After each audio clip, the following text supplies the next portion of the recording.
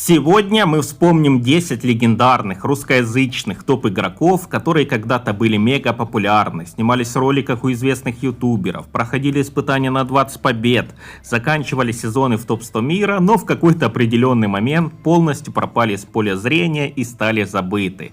Часть из них навсегда ушла из Clash Royale, часть забанили, а остальные по сей день тихо играют на низких кубках. Про большинство этих топ-игроков я снимал отдельные видео, и для вашего удобства и ностальгии оставлю ссылки на них в описании. Со многими я даже лично общался, но наши пути навсегда разошлись. Сегодня мы узнаем, как сложилась дальнейшая судьба этих гениев Clash Royale и вспомним их главные достижения. Было бы приятно, если бы кто-то из них неожиданно объявился и черкнул бы пару слов в комментариях. Всегда первый. Легендарный спелбейтер 2020-2021 годов. У него было много ников. Жильдере, Ферзь, но большинство его помнит именно под псевдонимом Всегда первый. Один из самых частых гостей на моем канале. Суммарно про него было снято с десяток роликов, и все они набирали большие просмотры. Зрители очень любили спелбейт и в частности нашего персонажа. Всегда первый показывал выдающийся уровень мастерства, побеждал контру, делал гениальные предикты, имел в своем арсенале множество комбинаций. Он буквально читал своих оппонентов, но для них оставался непредсказуем. Наш герой стабильно попадал в топ-50 мира, и у него было чему поучиться. Многие зрители именно после просмотра наших совместных видосов перешли на спелбейт. Классический с адской башней и рыцарем, хотя иногда можно всунуть и вальку. Где сейчас находится и чем занимается Всегда первый, нам неизвестно. К сожалению, все его аккаунты навечно забанили, и мы даже не сможем узнать, какой у него был персональный рекорд. Но для поклонников спелбейта он навсегда останется легендой. Фейс Контроль. Знаменитый спелбейтер, безумно хайповавший в 2019-2020 годах. Идея снять про него ролик так и осталась моей несбывшейся мечтой. К сожалению, я с ним не был лично знаком, а все мои попытки общения в соцсетях он проигнорировал. Зато часто появлялся на канале у Ванко, и я ему даже немного завидовал. Фейс Контроль играл в нестандартной вариации с Ордой Миньонов, Шахтером и Армией Скелетов, и многих очень бесил. Его яркий поединок за 8000 кубков против Всегда первого навсегда вошел в аналы истории. Ваня проиграл Игорю, но это была эпичная битва двух легендарных спелбейтеров, классического и новомодного. Наивысшее достижение нашего героя — 9 место, а также он многократно финишировал в топ-20 мира. Активно играл вплоть до 2021 года, но на сегодняшний день все его аккаунты навечно забанены, и он скорее всего забросил игру. Типичный конец для большинства легенд Clash Royale. X-Medium, легендарный спарковод, пик популярности которого припал на 2019-2020 года. У него было два активных аккаунта с двумя одинаковыми колодами, на которых он регулярно сидел в топ-500 мира. Наивысшее достижение — 82 место, хотя по ходу сезона белорус даже поднимался в тройку лидеров. Активно снимался у Ванко на канале, также появлялся у меня в нескольких роликах. X-Medium играл с гигантом из парки, еще в те времена, когда эта связка не была особенно эффективной. Электромобиль тогда перезаряжался значительно дольше, чем нынче, и сделать хотя бы выстрел по вышке было уже достижением. В отличие от наших предыдущих героев, белорус активно играет и по сегодняшний день, про него уже мало кто помнит, и результаты стали значительно хуже, но мастерство никуда не ушло. Последний крупный успех — 541 место в январе 2024 года, и даже колода почти не изменилась. Он только взял бомбера вместо копейщиков. Сейчас X-Medium уже не уделяет игре столько времени, как когда-то, и находится в клане забытого, но некогда популярного ютубера Экса Эсхато. Нынче у него остался только один аккаунт. У него мало прокачанных карт, и даже герой Минипека все еще не разблокировано. Ночная Фурия. Один из самых известных русскоязычных игроков за всю историю Clash Royale. Лучший лавовод и кургигер Восточной Европы, как он сам себя именует.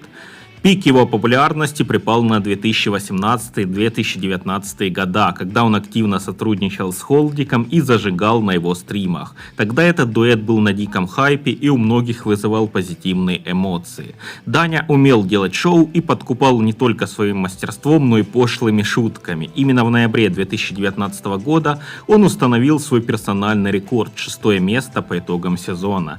Неоднократно заканчивал месяц в топ-20 мира, был успешен в командных турнирах, играл на высоком уровне вплоть до 2023 года, а после тихо ушел, забросив соцсети и свой канал на ютубе. В первую очередь Ночная Фурия был лавоводом, причем предпочитал колоды шахтерам. На Коргига он перешел в тот период, когда мега популярной стала вариация с дровосеком и печкой, но это продлилось недолго, вскоре гончая опять стала преобладать.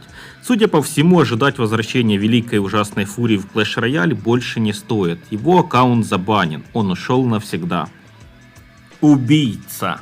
Легендарный лавовод из раннего Clash Royale. В основном играл вариациями шахтером, был почти на одном уровне с великой ужасной Ночной Фурией.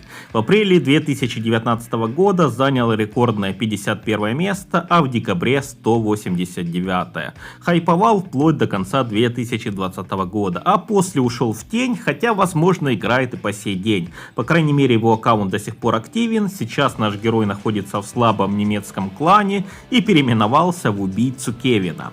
Он сидит на низких трофеях со странными деками по типу Мега-рыцарь плюс мини-пека и даже не может покорить абсолютного чемпиона. Есть подозрение, что на аккаунте уже играет совсем другой человек. Старый убийца ни за что бы гончая не изменил. Он мелькал у меня в нескольких роликах, но лично я с ним никогда не общался. Мега-арчер. Белорусский топ-игрок, пик популярности которого припал на начало 2020 года. В феврале он занял рекордное 239 место по итогам сезона, а в марте впервые покорил отметку 8000 кубков. В ту эпоху 8К брали только избранные, и это был по-настоящему выдающийся результат. Мега-арчер много раз поднимался в топ-20 мира, при том, что всегда играл со своей авторской колодой, и его колода даже в те времена казалась странной. Мортира с варварами, ордой миньонов, шахтером и ракетой. Дорогое удовольствие за 3,6 эликсира. Тогда многие мортирчики отдавали предпочтение дешевым декам с разбойниками и кучей спама, а вариация с варварами и ракетой была непонятной и странной. Мега-арчер снялся у меня в нескольких роликах на канале, также он появлялся у Ванко. Поначалу у нас были напряженные отношения, наш герой долго обижался на то, что я отказался делать с ним видео, когда он был малоизвестен, а когда он поднялся в топ, то он меня уже в отметку послал. Спустя полгода мы все-таки помирились, и я даже смог заснять, как он брал 8К. Карьера Мега-арчера была короткой, но яркой. Спустя несколько месяцев хайпа он резко пропал. Белорус играл вплоть до середины 2023 года, но это уже был совершенно не тот уровень и очень низкие кубки. Декстер. Один из лучших големоводов за всю историю Clash Royale. Отличался от других своим уникальным стилем игры. Его необычная вариация колоды с бандиткой была относительно дешевой за 4.0 эликсира, но в то же время очень жесткая. Остановить бесконечный пуш из голема, ночной ведьмы, дракончика, дровосека и бандитки мало кто мог. Соперники часто беспомощно отлетали на трешку. Появился у меня во множестве роликов на канале, а еще много раз я ему вежливо отказал, так как мне тогда было откровенно лень что-то снимать. Наивысшее достижение 71 место в марте 2020 года. Мой опыт общения с Декстером я могу описать исключительно как позитивный, спокойный и приветливый парень. Хотя были люди, которые отзывались о нем в негативном ключе. Но не стоит верить всем слухам. Ярослав активно играл вплоть до середины 2022 года, а после, так же как и многие, ушел навсегда. Причина заключалась в банальной нехватке свободного времени, учеба, работа, началась взрослая жизнь. Сейчас его аккаунт переименован в какие-то иероглифы, и на нем играет богатый китаец. Вряд ли, что Декстер когда-то вернется в игру. Холл. Не самый известный, но очень яркий топ-игрок. Играл Хогом 2.6 на уровне Ерсона и Оясу. Побеждал многих легенд Clash Royale. Даже знаменитый големовод Декстер перед ним не устоял. В середине 2020 года поднялся в топ-100 мира и имел все шансы прогрессировать дальше. Но из-за своей глупости лишился аккаунта и был вынужден уйти из игры. Карьера Холла была очень короткой, но запоминающейся. Он пришел к нам в клан почти новичком, а уже спустя полгода стал настоящим топорем. Его всегда привлекал Хог 2.6, и он мог часами смотреть, как с этой колодой играют другие легенды. Изучал хитрости, комбинации, тактики и повышал свое мастерство огромными темпами. Участвовал в турнирах на моем канале, был мне очень близок по духу. Скромный, рассудительный, интеллигентный, мы с ним общались почти каждый день. Он даже не знал матерных слов. В какой-то определенный момент Холл откровенно перерос уровень нашего клана и в поисках лучшей судьбы пошел на повышение. Бегал по кланам конкурентов, где игрокам платили за высокие места, бустил игроков, пытался зарабатывать на Clash Royale какие-то деньги. В итоге все закончилось печально, баном, и наше общение с ним прекратилось навсегда. Алимхан, топ-игрок из Казахстана, который играл исключительно колодой Хог плюс Мега-рыцарь. Ему было плевать на мету и на то, что его дека считалась безнадежно устаревшей еще лет 5-6 назад. Он с ней тащил, несмотря на высокую сложность и кучу контры, но против арбалетов был зачастую бессилен.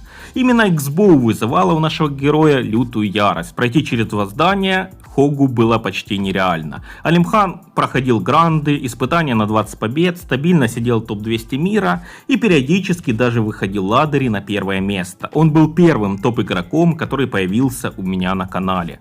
У нас было не просто сотрудничество, а почти настоящая дружба. Мы созванивались, обсуждали женщин и жизнь. Я его учил, как монтировать ролики и делать контент на ютубе. Он благодаря своим топ-поединкам поднимал с колен мой канал. Наше тесное общение продолжалось несколько лет, но постепенно у Алимхана забанили все аккаунты. Я не знаю истинных причин, но это было что-то связано с бустом.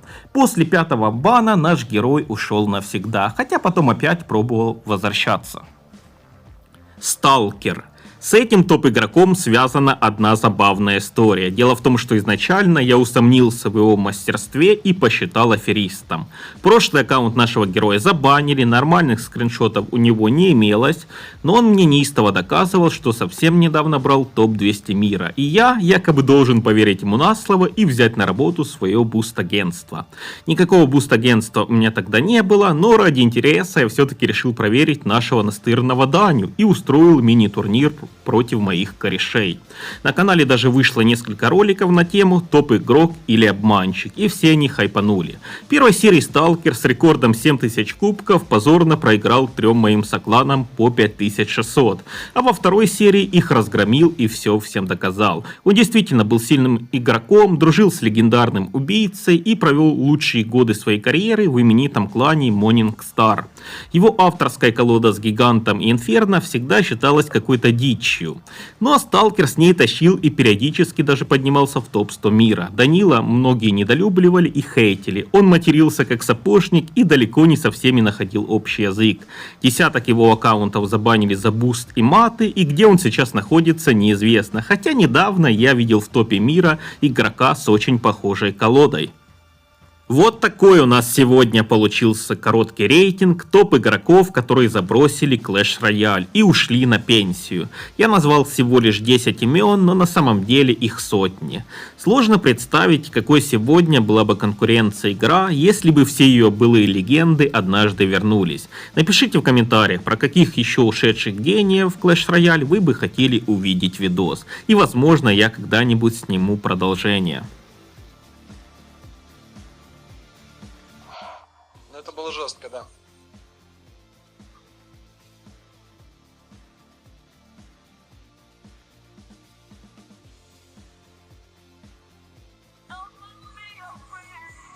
Ну какого хрена? 6-5 минут там сидеть. Зачем? Я ничего не играю в Сталкер, братан. Ну ты что, не знаешь, ты мои стримы, если смотришь?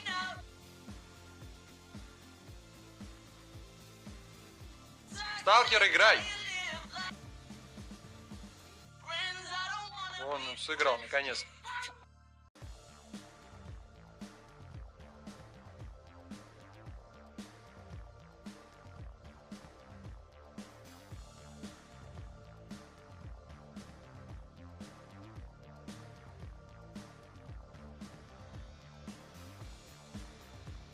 Бля, ну какой инферно? Бля, я же вспомнил, что это за чувак.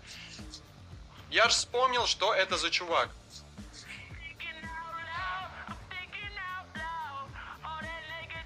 Он хотел видео снять. Короче, у него необычная колода. С шахтером там и тому подобными картами. У него бойлер еще есть. И Fireball Zap, да, кажется?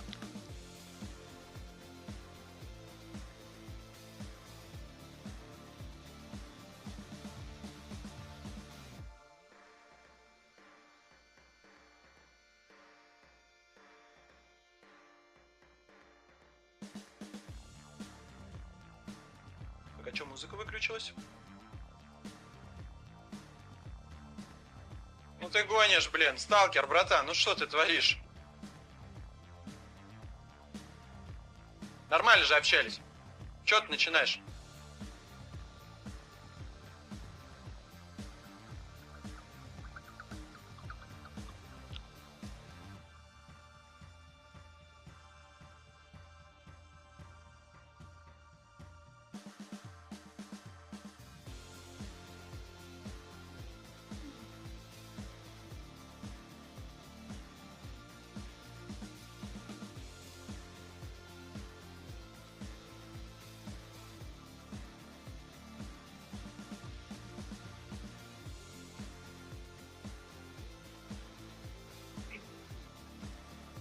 Все, я ливаю, ребят.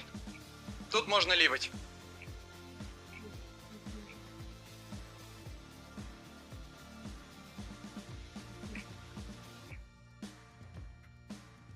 Спасибо, Вован, за подписку. Еще одна пека. И я так понимаю, что сейчас оповещения от Вована тоже не будет? Почему оповещение не приходит, ребят? Я не понимаю. Странный сталкер. Чувак вроде как смотрит меня, писал мне, что давайте поснимем видео, у меня необычная колода. В итоге не знает, что я не играю в ничью, кидает сначала зап на вышку, а потом начинает ПМить в конце игры. Я не понимаю. Ну да ладно, это